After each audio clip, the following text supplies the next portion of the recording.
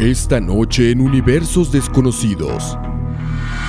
El 2013 fue un año repleto de eventos que impactaron a la humanidad. Desastres naturales, filtraciones de secretos gubernamentales en la red, cambios radicales en el Vaticano e incluso amenazas de fuera de este planeta. Hoy recordaremos varios de estos eventos que sin duda alguna dejaron cientos de preguntas sin responder. Bienvenidos esta noche a Universos Desconocidos.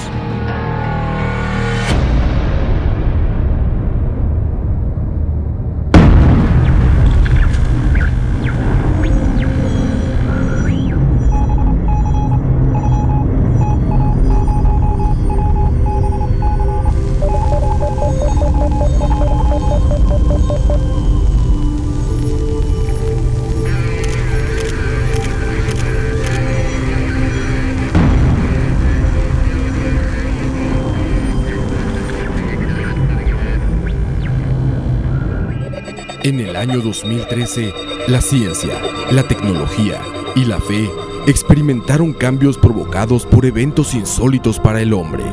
La humanidad se vio sobrecogida por la fuerza de la naturaleza, que demostró cómo aún con los avances tecnológicos del siglo XXI, el hombre se vuelve insignificante ante su grandeza y poder. También, eventos de tipo social y político nos mostraron lo mejor y peor del ser humano. Eventos que aún no quedan claros y que dejan más preguntas que respuestas acerca de quién y por qué los provocó. Los expertos aseguran que este 2014 la humanidad alcanzará metas antes solo soñadas. La tecnología y la ciencia alcanzarán niveles que solo nos habría mostrado antes la ciencia ficción. Pero también aseguran puede ser el año que marque el inicio del colapso económico mundial. E incluso los más pesimistas aseguran puede ser el momento en que se desate la Tercera Guerra Mundial con consecuencias inimaginables. Lo único cierto es que entre más acceso tengamos a la información y más interés exista por conocer la verdad, podremos tener más certeza de qué es lo que viene para el hombre y sobre todo, cómo evitar que los grandes errores del pasado se vuelvan a cometer.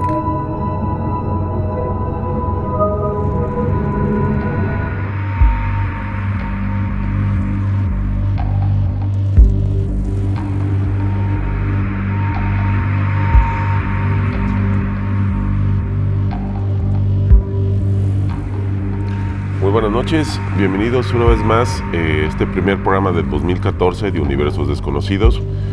Quiero agradecerles por habernos acompañado todo el año pasado y empezar con nosotros otra vez en vivo este año con nuevos temas, algunos que traemos de recuerdo, que quedaron pendientes, quedaron ahí todavía con cosas que atar. Y este programa del día de hoy queremos hacer un pequeño resumen sobre lo importante que aconteció o lo que consideramos importante para nosotros, que marcaron ciertas partes del 2013, para también hablar cómo podría venir un 2014. Para ello, quiero dar la bienvenida a nuestro buen amigo Oscar Sierra. ¿Cómo estás? Bueno, un placer, Luis, como siempre acá. Y antes de meternos al tema, Oscar, recordar de tus cursos, tus talleres, para que la gente esté informada un poquito, porque ahí luego nos preguntan en el Facebook.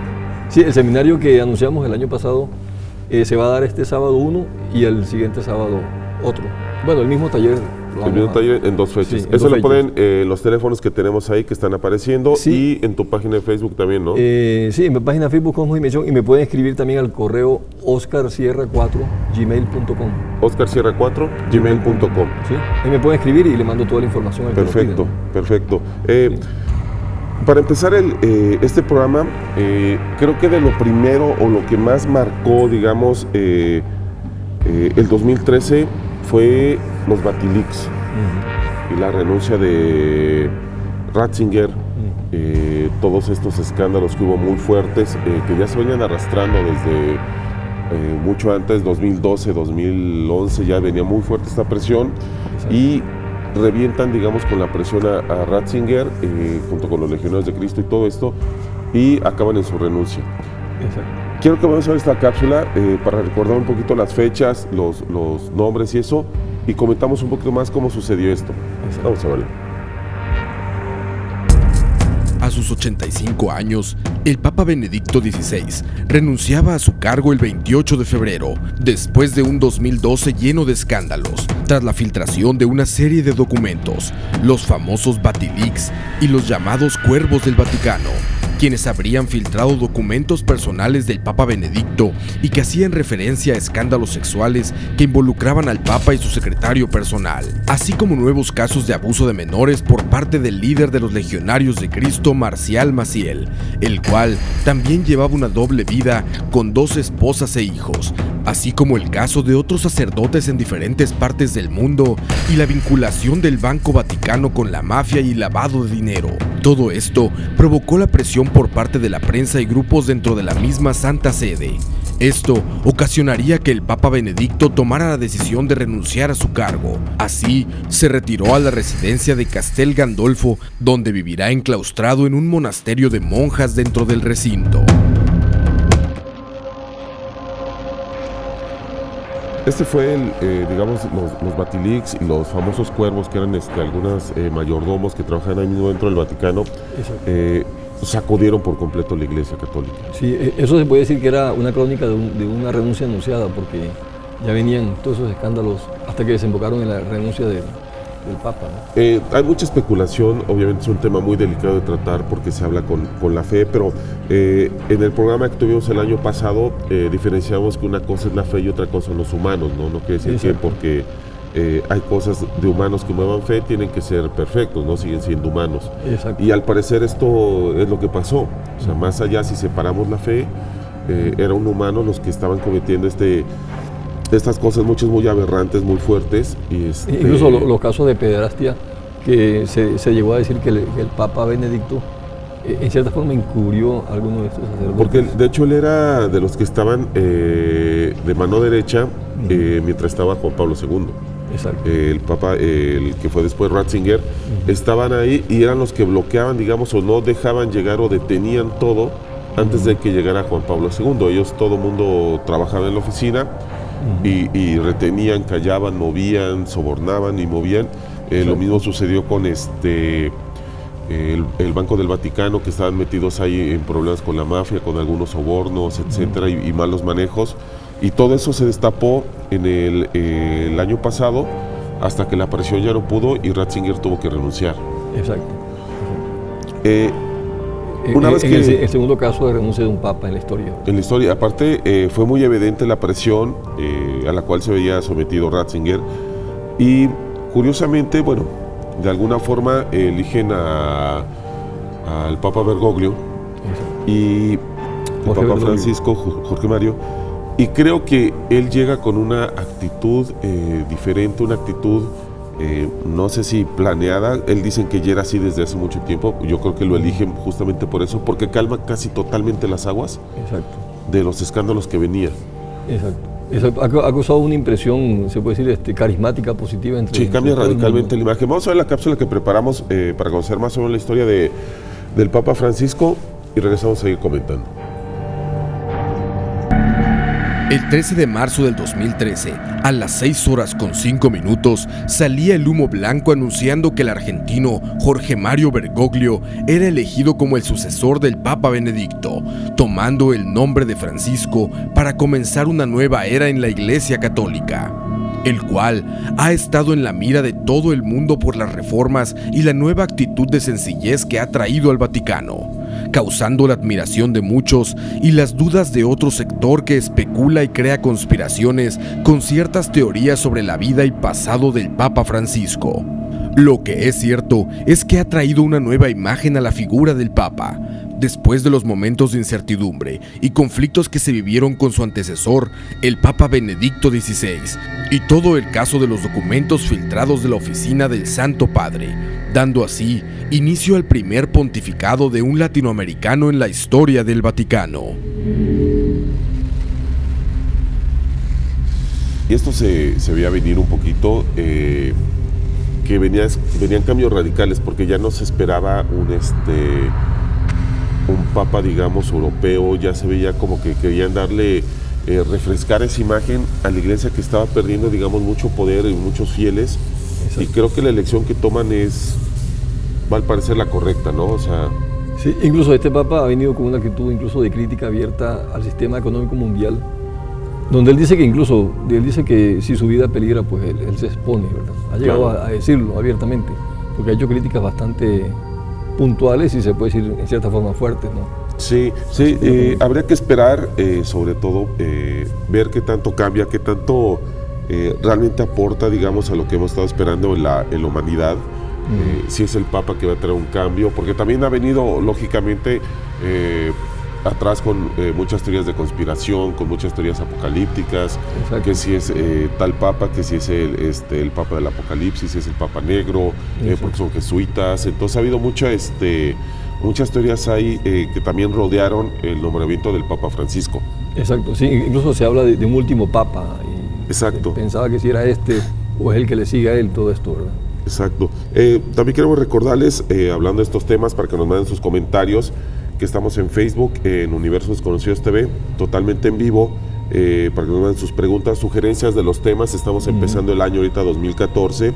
Este es un resumen del que estamos haciendo el día de hoy, pero vamos a traer unos temas totalmente nuevos, vamos a refrescar temas y también que nos sugieran temas. A veces nos comentan mucho de que quieren saber más de razas extraterrestres, que hablemos de los Pleiadianos, que hablemos de la Antártida, que hablemos de la Atlántida misma, el Triángulo de las Bermudas, y creo que hay bastantes temas ahí interesantes que se pueden sacar, que justamente tú y yo comentamos hace rato ahí, antes sobre las razas extraterrestres, sobre los ovnis negativos y positivos. Ese es algo que yo creo que es interesante. Habría que la gente nos sugiera los temas, si quieren que hablemos un poquito más de ovnis, de conspiraciones. No sé, también algunos piden temas un poquito más clásicos, como de sirenas, como de vampiros, que también valdría la pena hablar un poquito sobre eso, porque nunca pasan ahí el misterio o la duda que siempre traemos, ¿no? Y últimamente se ha venido difundiendo algunos videos, algunas películas que muestran supuestas sirenas, ¿no? Exacto. Como uno que filmaron en Israel. Ajá, exactamente. Y que ha desatado lo dio polémica. mucho en los documentales estos de Discovery que calentaron de nuevo ese ambiente, ¿no? Y ya para cerrar un poquito este tema del Vaticano, creo que, como decíamos, habría que esperar un poquito más a ver cómo soluciona, cómo avanza esto, porque creo que sí la Iglesia ya estaba en un periodo muy difícil. Las acusaciones de pederastía eran ya muy fuertes, muy grandes. Demasiado fuertes. La corrupción que el mismo Banco del Vaticano estaba manejando también ya era difícil de sostener, y creo que habrá que esperar qué cambios o qué manejos radicales hace el Papa Francisco como para recuperar esta religión que es una de las más grandes del mundo, ¿no? Incluso, curiosamente, me estaba acordando que en los años 80 este señor Richard el que hizo Superman, sí, Christopher Reeve, hizo una película que se llama Monseñor, donde denuncian muchas cosas turbias del Vaticano. Una película que, por cierto, no la volví a ver. Yo la vi en el cine. Ajá. Y no la he encontrado en los videoclubs. Sí, parece que fue censurada. Pero se puede buscar en internet, Monseñor, de Christopher Reeve. Habrá que buscarla y comentar un poquito más. Vamos a un corte, regresamos más con Universos Desconocidos. Tenemos otros temas que revisar desde 2013. El caso Snowden, tenemos el cometa Ison, tenemos un poquito de los temas de la crisis mundial. Vamos a un corte y regresamos.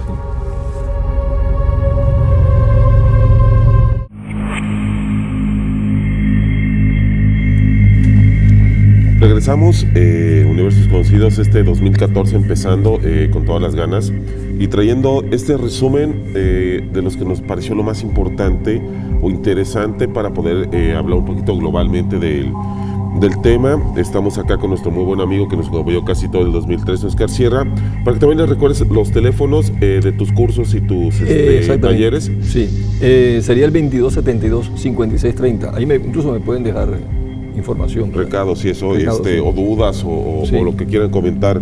Sí. Y algo que a mí me pareció bastante interesante que sucedió en el 2013, de hecho todavía lo seguimos y creo que fue uno de los programas que funcionaron muy bien en el 2003, que le gustó mucho a la gente, que vamos hacia el 2014, fue todo lo del espionaje que estaba realizando el gobierno de Estados Unidos por parte de la NSA, por parte de la CIA, sí. y todo el escándalo que se desató, tanto con Julian Assange y los Wikileaks como de Edward Snowden.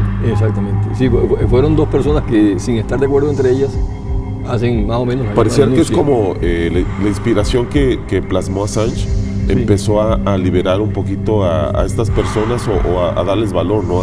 Porque el escándalo que se destapa con lo que revela Snowden es brutal, afecta a todo el mundo, de hecho. Sí, que él mismo llega a decir que él sintió vergüenza de que se estuviera haciendo en su país un acto de espionaje a nivel mundial de ese calibre. Incluso él renunció a un sueldo de $200.000 anuales y un puestazo que tenía y una vida muy cómoda para convertirse de un día para otro en un fugitivo internacional, porque el hombre andaba huyendo de Hong Kong a Rusia y todo esto. Pidiendo asilo en muchos... asilo. Vamos a ver la cápsula que preparamos sobre este tema. Regresamos a seguir platicándole.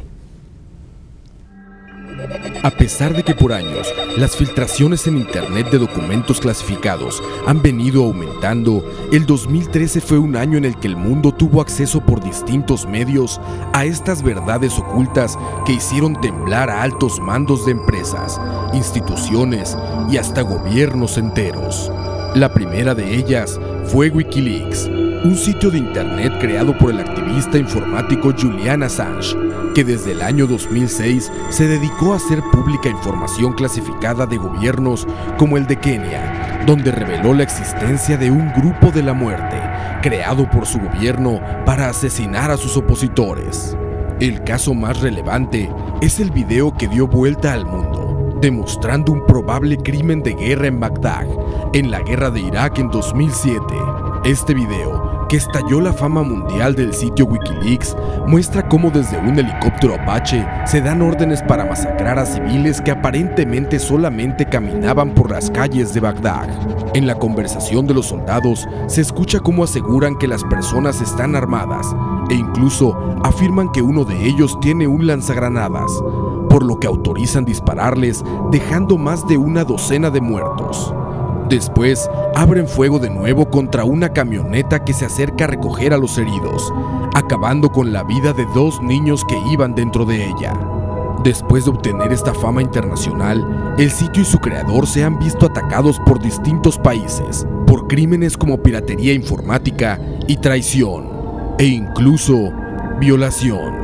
Otro reconocido caso es el de Edward Snowden, un exanalista informático de inteligencia de los Estados Unidos, que después de citar en secreto a un periodista del periódico inglés The Guardian, reveló información clasificada de programas de espionaje mundial creados por la inteligencia de los Estados Unidos, tales como el PRISM, que es un sistema de interferencia de datos para robar información como correos electrónicos, transferencias de archivos, conversaciones telefónicas y documentos de altos mandos de gobierno alrededor del mundo. Al comprobarse la existencia de estos, las potencias mundiales expresaron su repudio a estos programas y acusaron a Estados Unidos de espionaje incluso hacia sus aliados. Hoy en día, Edward Snowden es visto como un héroe activista por muchos, pero también como un traidor y delincuente por otros, mayormente por aquellos de quienes la publicación de esa información afectó sus intereses. Yo creo que Snowden, junto con Assange, pero yo creo que Snowden es la figura para mí del 2013 por lo que hace, o sea, por lo que revela, por el impacto. Tal vez mucha gente no se ha puesto a pensar realmente en el impacto que es, pero la CIA no solo está espiando a los americanos, a su gente, está espiando a todo el mundo, y no es que nos estén, digamos, espiando por la ventana. Todo lo que uno escribe en Facebook, todo lo que uno se manda por Twitter, todo lo que uno se manda, se mete a revisar por internet, se manda por correos. Hasta llamadas telefónicas. Llamadas telefónicas se filtran. Son grabadas, incluso son grabadas y guardadas. Ellos las van filtrando, lo que tienen son palabras claves, claro, que ellos se identifican como conspiraciones, digamos, como ataques terroristas, como por ejemplo, voy a poner un ejemplo, Pantera, y de repente ponen secuestro, o de repente ponen águila.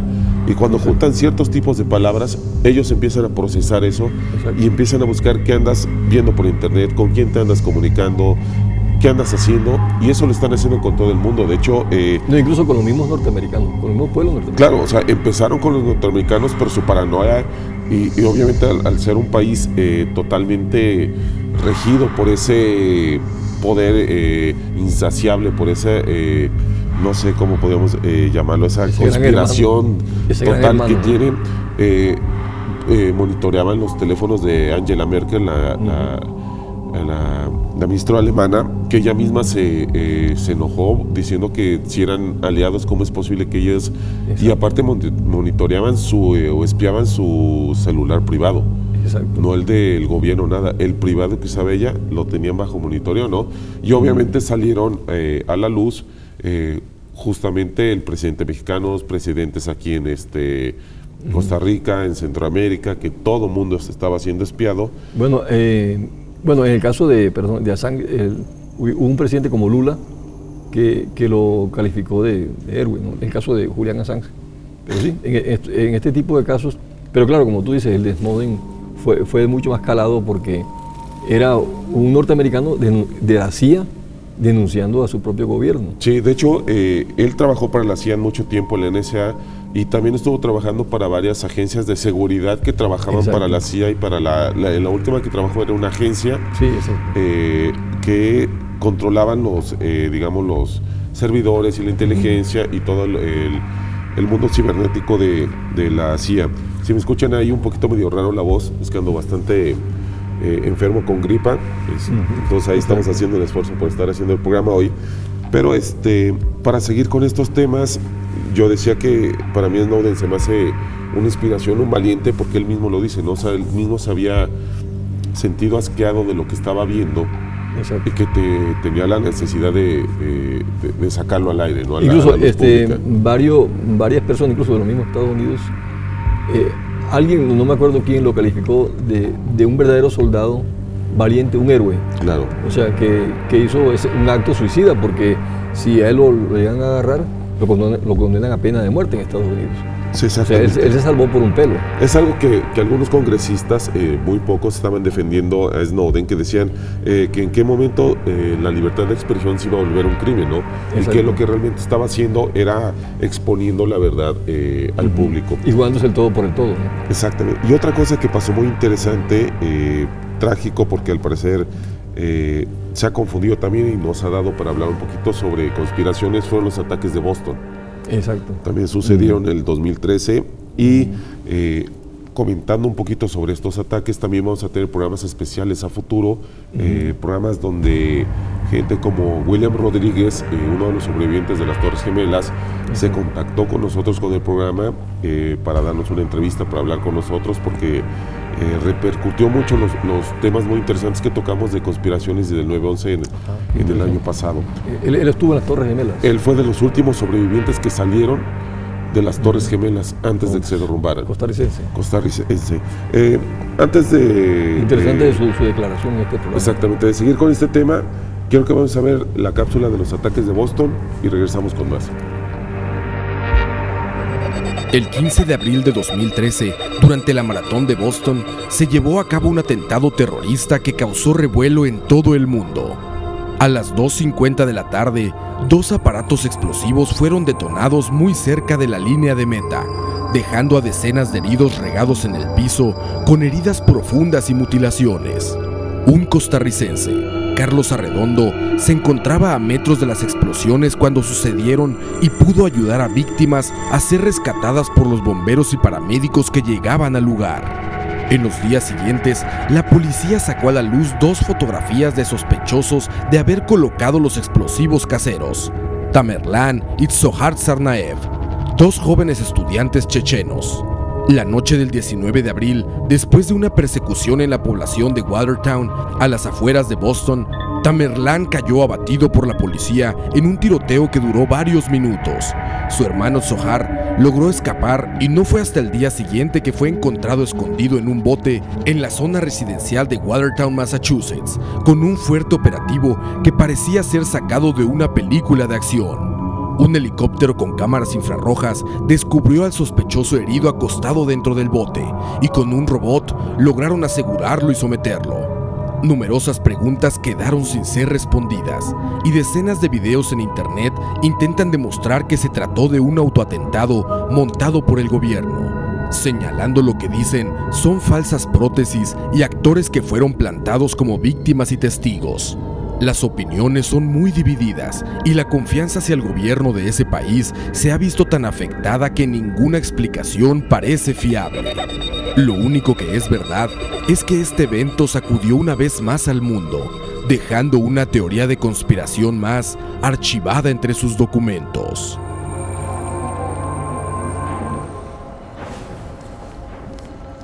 Y hablando de este tema de Boston, de hecho, Canal 9 fue el único medio de Costa Rica que estuvo ahí a días del atentado. En cuanto sucedió, se fue un equipo de periodistas. De hecho, el coproductor, Oscar Roa, que trabaja con nosotros en Universos, estuvo ahí en Boston con imágenes exclusivas que estamos preparando, seleccionando sobre esta conspiración de Boston, porque nosotros, ellos... el equipo de Canal 9 estuvieron durante la persecución de los pocos medios que llegaron al principio de la persecución de los supuestos terroristas. Y es muy interesante lo que ellos vieron, cómo sacan a un hombre desnudo al que dicen que es uno de los hermanos, y después dicen no, que ya lo mataron en otro lugar adelante cuando ya lo habían subido a una patrulla. Entonces hay muchas cosas ahí, hay que atar. Y aparte lo interesante es que estuvo ahí el Canal 9 y estuvo ahí el programa de Universos y los programas adelante que vamos a manejar de estos de conspiraciones que hemos seguido manejando en Estados Unidos sobre todo este planteamiento de Illuminatis y sobre todo lo que están provocando su autoguerra, digamos. Tenemos imágenes exclusivas y relatos exclusivos de la gente que estuvo en los momentos de personas de Canal 9. O sea, es como una repetición un poco del 9/11. Pero pareciera ser que montaron algo parecido, porque de hecho platicando con el productor, con Oscar Roa, él cuando llega ve todo lo que está sucediendo, la persecución, pero ya después al estar analizando el material, los videos, las entrevistas, él empieza a sacar esas conclusiones de decir, pero si esta persona dijeron que era él y lo subieron en un coche, de hecho lo sacan desnudo, es una de las personas que sacan desnuda, pero después sigue digamos la cacería, y anuncian por los radios de la policía que ya lo mataron, que le tiraron de balazos, y de ahí van a cazar al otro hermano. Entonces son como 3 personas y no 2, pero en la tele solo salen 2. Entonces hay todavía mucho de dónde cortar ahí para esclarecer todo este concepto de que se viene arrastrando desde las Torres Gemelas, de hecho. Exactamente. No, y el mismo caso de la muerte de Kennedy, con la muerte de Jack Ruby, que vean, Jack Ruby mató a Oswald y después Jack Ruby muere de cáncer, digamos, yéndonos bastante atrás. Sí, de hecho salió un video muy interesante que lo vamos a presentar a futuro en estos videos de conspiraciones sobre la muerte de Kennedy, donde al parecer el chofer que está ahí manejando el coche Kennedy es el involucrado directo, es el que asesina a Kennedy. En programas futuros los vamos a tener. Quiero recordarles que estamos totalmente en vivo, Universos Desconocidos TV. Vamos a seguir con lo del cometa Ison, que fue muy interesante. Los meteoritos que entraron a Rusia y que causaron un poco de daño ahí, afortunadamente no pasó a mayores. El cambio climático, que está bastante complejo, que también hay que dedicarle un programa. Y los dejo con esta cápsula antes de irnos a corte sobre lo que hemos preparado sobre la crisis mundial. Regresamos. Durante el 2013, todo el mundo se vio sacudido por una gran crisis mundial, afectando a todos en distintos niveles, causando una terrible crisis económica en varios países europeos, así como graves problemas en Grecia, Italia, Portugal y España, causando descontento social en la mayoría de la población por las medidas impuestas por gobiernos, bancos centrales y la Comunidad Europea. Especulaciones y fraudes millonarios por parte de aseguradoras y calificadoras de riesgo de inversión en países ha causado una profunda crisis de la cual no se han podido recuperar las grandes potencias, poniendo en duda la estabilidad de la economía de muchos países y de personas en el mundo entero, miles de las cuales se encuentran sin trabajo, sin hogar y sin un futuro claro. Estados Unidos tampoco escapó a la crisis mundial y la mayor potencia del mundo se vio obligada a tomar medidas de austeridad mientras evaluaban cómo salir de la depresión en la que se sumergió por varios meses el país. El futuro es incierto. La formación de nuevos bloques, como los BRICS, pone en duda la estabilidad del dólar y, por tanto, de la mayoría de las economías mundiales.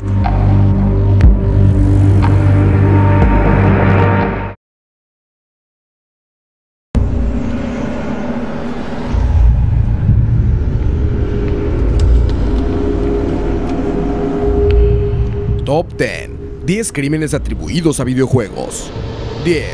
En julio del 2012, Jordan Osborne, habitante de Ontario, de 20 años de edad, escuchó muchos gritos provenientes de la casa de su vecino y entonces fue a investigar. Encontró que su vecino de 21 años, Justin Williams, se encontraba discutiendo con otras personas por internet, jugando en el mundo de Warcraft. Osborne le comentó a Williams que no había razón para perder la cabeza y que se trataba solo de un juego. Eso fue lo peor que pudo haberle dicho a un jugador obsesivo. Williams contestó a Osborne gritando: "No solo es un juego, es mi vida". Lo tomó de la garganta, lo golpeó y finalmente lo apuñaló en el pecho. Osborne sobrevivió al ataque y Williams fue arrestado y encarcelado por asalto agravado y asalto con arma. 9. Ataques a sinagogas. Anthony Graciano, de 19 años, fue acusado con cargos de intento de homicidio en primer grado con agravantes por 2 ataques a unas sinagogas que sucedieron en New Jersey, utilizando latas de pintura en aerosol alteradas y un cóctel molotov. Afortunadamente, el único herido fue un rabino que solo resultó con algunas quemaduras. El abogado de Graciano argumentó que su cliente sufría de desorden mental y había sido altamente influenciado por videojuegos. 8. Cristian Rivera. Tenía 14 años cuando mató a su hermana de 9 meses, Linda Rivera. Él se encontraba jugando Call of Duty Black Ops cuando su hermana empezó a llorar por una caída. Su llanto distrajo a Cristian, quien perdió en el juego. Enojado, tomó a su hermana y la sacudió violentamente antes de ponerla de vuelta en la cama. Linda fue hospitalizada cuando llegaron sus padres y murió 3 días después en el hospital. Murió de fractura craneal y hematomas severos. Fue encerrado en un centro juvenil con tratamiento mental. 7. El incidente Rayham. En el 2010, en Rayham, Massachusetts, 2 jóvenes fueron acusados de intentar prender fuego a un garaje y a un edificio de apartamentos. Esto con cócteles molotov hechos con cerveza y cerveza de raíz. Los jóvenes de 12 y 16 años, cuyos nombres no pueden ser revelados por causas legales, fueron capturados después de que un hombre llamara a la policía cuando vio el garaje en llamas, capturando a los jóvenes y encontrando gran cantidad de grafiti con mensajes gráficos. Los jóvenes aceptaron haber robado 5 galones de gasolina. También comentaron haber sacado la idea después de haber jugado toda la noche Grand Theft Auto. 6. Julien Berraud. Julien Berraud, de 20 años de Cambrai, Francia, se encontraba jugando Counter-Strike en internet cuando su personaje fue muerto por otro personaje que portaba un cuchillo en el juego. Berraud pasó los siguientes 7 meses planeando su venganza en contra del hombre que mató a su personaje. Después de investigar, logró encontrar el lugar donde ésta vivía, ya que resultó que vivía solo a kilómetros de su casa. Un día se presentó y tocó la puerta. Cuando Michael, su víctima, contestó, Julien lo apuñaló en el pecho. Fue arrestado después de 1 hora y le dijo a los oficiales que quería ver cómo era exterminado por haber matado a su personaje en línea. Afortunadamente, el ataque falló por unos centímetros al corazón y Michael sobrevivió. Julien fue encarcelado por 2 años. Top 10. 10 crímenes atribuidos a videojuegos. Recuerden que antes de acabar el programa viene la última parte del top 10, los primeros 5 lugares, para que creo que es una de las cápsulas que le gusta mucho a la gente, para que no se lo pierdan y se aguanten hasta el final del programa. También el siguiente bloque viene con nosotros Holman Trujillo, nuestro buen amigo también, que nos trae un poquito de comentarios sobre este 2014. Mucha gente está interesada en saber cómo viene el 2014 en forma general. Claro. Si es un año como positivo, si es un año violento, como a lo mejor en el clima en cuanto a digamos, terremotos o alguna catástrofe, porque de hecho, antes de irnos a ese tema, también tuvimos la visita de algo, fue muy interesante, no fue lo que se esperaba al final, pero creo que dejó mucho a la ciencia, que fue la visita del cometa Ison. Sí, que se decía que iba a brillar más que la luna llena y todo eso, ¿no? Un poco como el cometa Kochustevi en el 73, que también se hablaba algo así parecido. Exactamente, y al parecer no se llegó a ese nivel, pero... No, porque se desintegró el cometa. Exactamente, no aguantó el paso por el sol, de hecho fue... Perihelion, sí. Y digamos nos quedamos con las ganas de ver un espectáculo de ese nivel, pero creo que la ciencia avanzó un poquito, puede estudiar un poquito más ese tipo de fenómenos, y también lo que nos dejó el año pasado fue estos meteoritos en Rusia que estuvieron cayendo, y fue bastante curioso que fue un año cargado de esos fenómenos.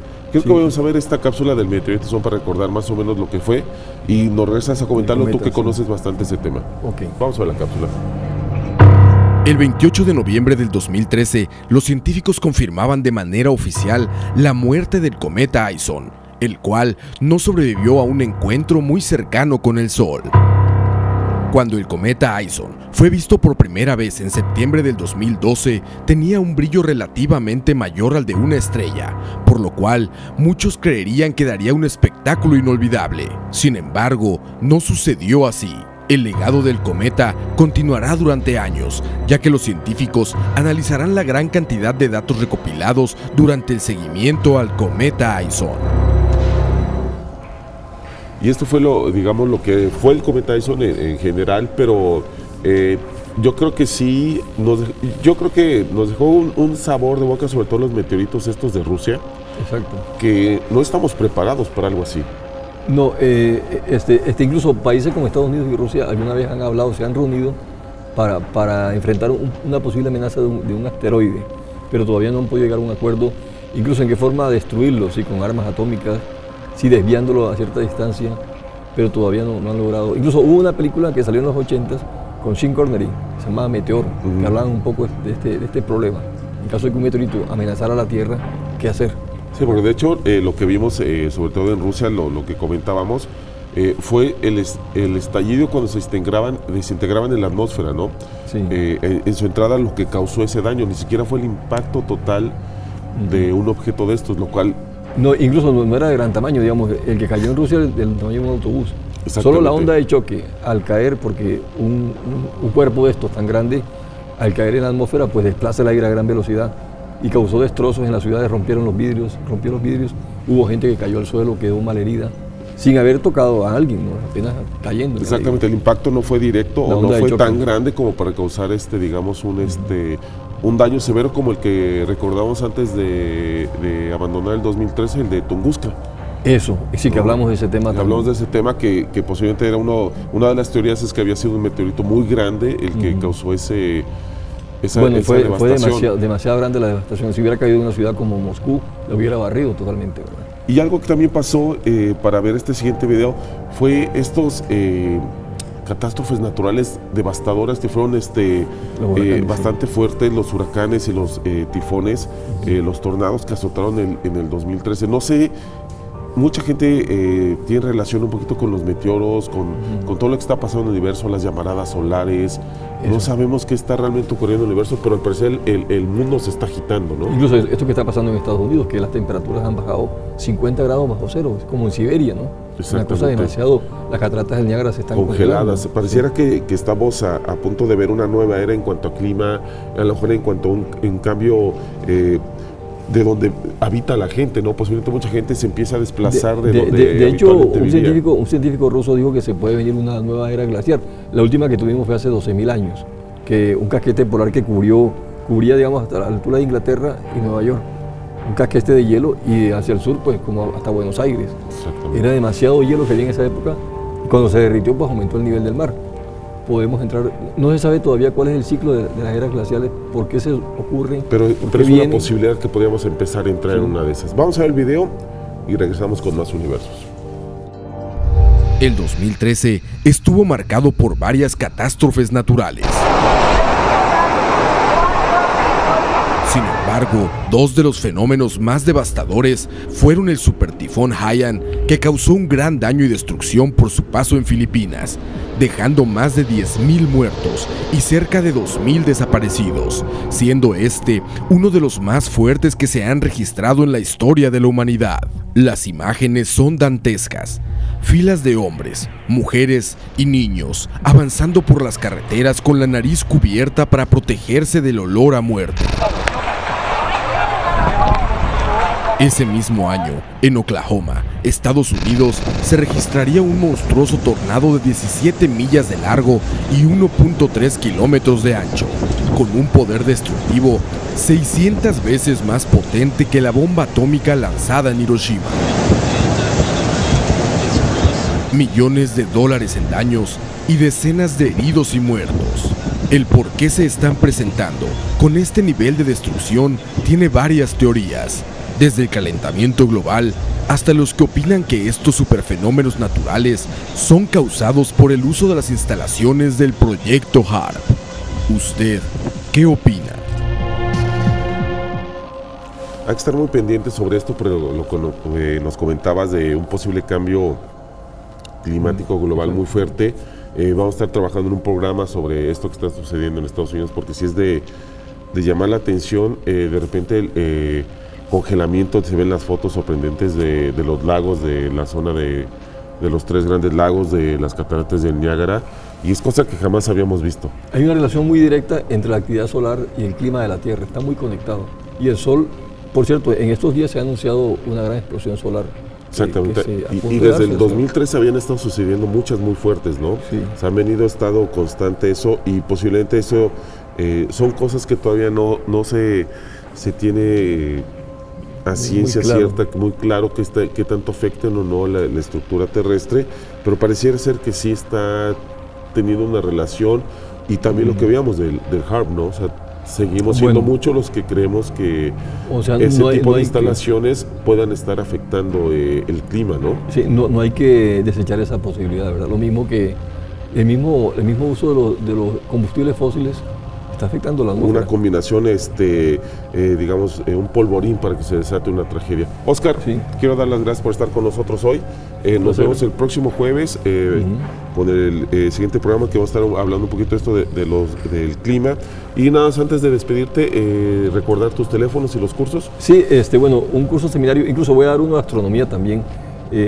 Después de que demos de OVNIs, que va a ser el sábado 11 y el sábado siguiente, que es creo que el 17, 18. Ajá.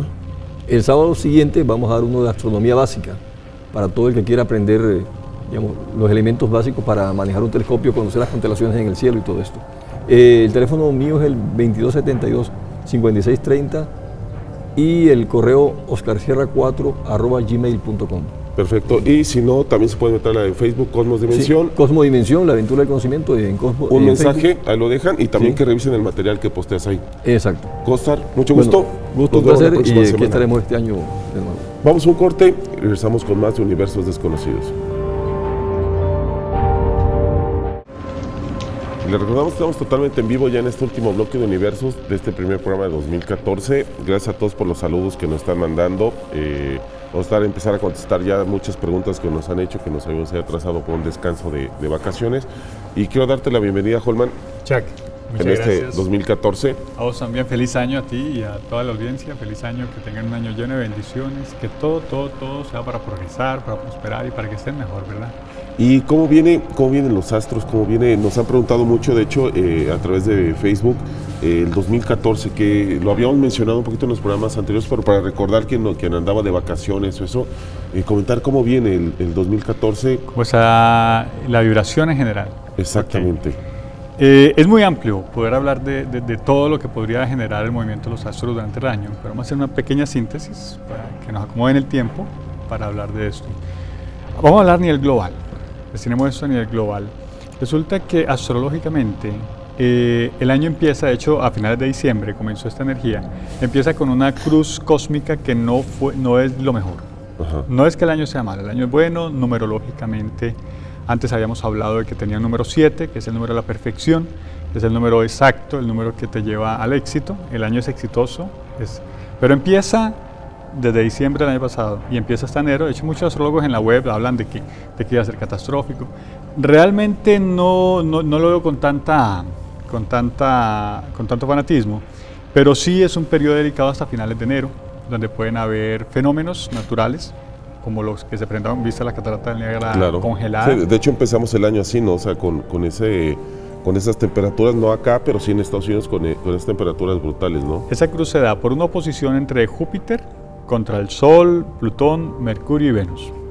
Hay una oposición de los dos planetas, y luego del otro lado, haciendo la cruz, estarían Urano y Marte. Todo esto se quita para finales de enero, principios de febrero.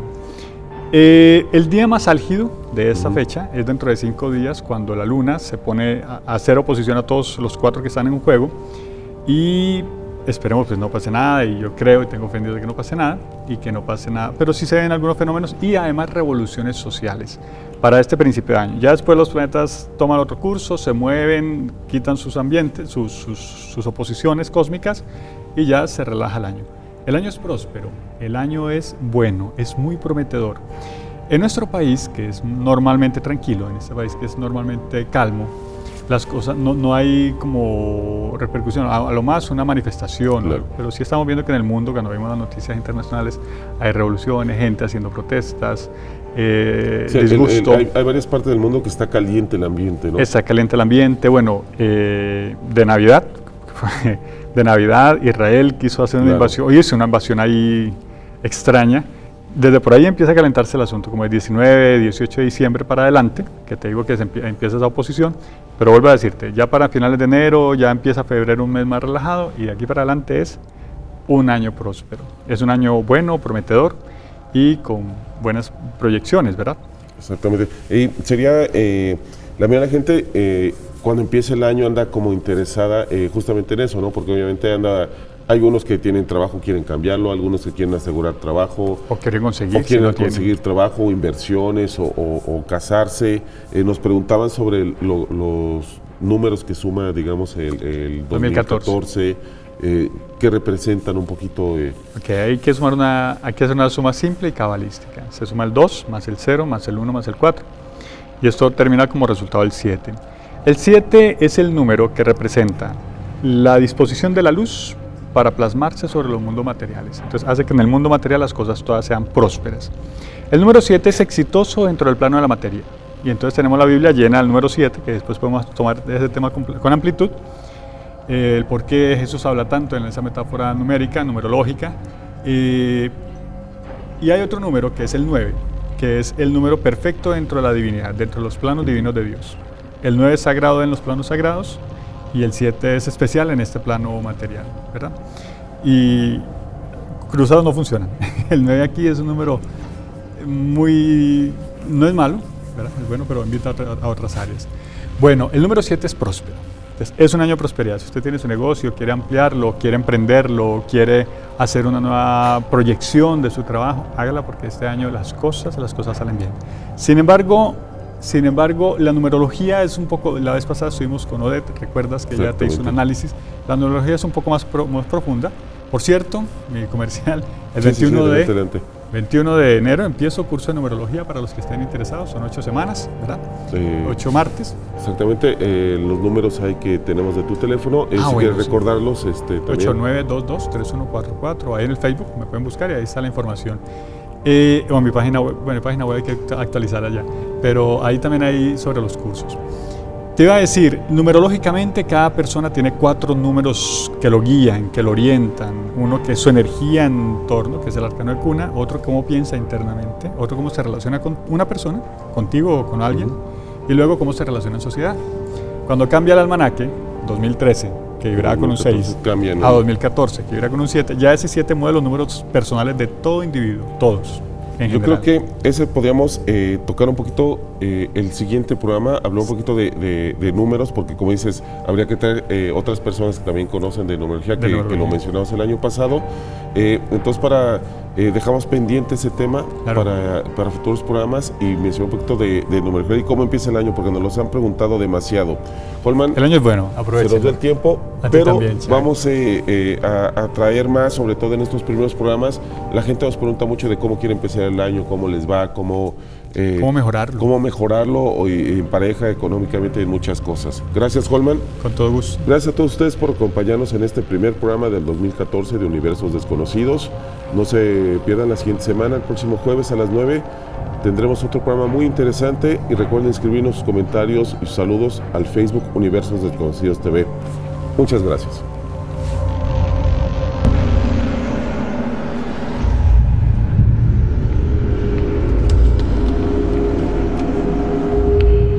Top 10. 10 crímenes atribuidos a videojuegos.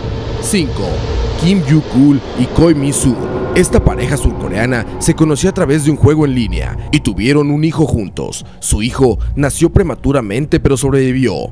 Desafortunadamente, sus padres estaban interesados en cuidar a su hijo virtual en lugar de a su verdadero hijo, pasando más de 12 horas jugando en salas de internet, solo para un día regresar y encontrar que su hijo había muerto.